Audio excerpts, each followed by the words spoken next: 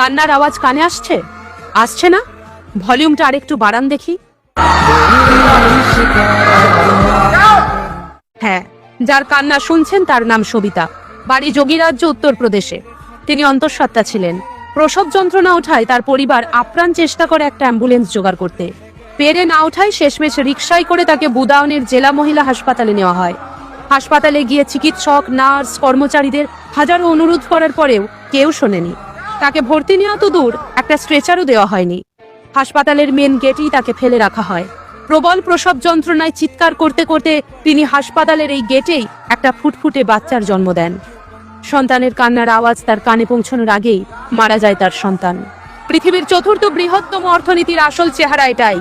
BJP শাসিত রাজ্যের আসল চেহারা এটাই। এই বিজেপিকে বাংলা থেকে ঘাড় ধাক্কা দিন। মাথায় রাখবেন, হাড্ডি কখনো গোস্ত হয় না, চাড্ডি কখনো দোস্ত হয় না।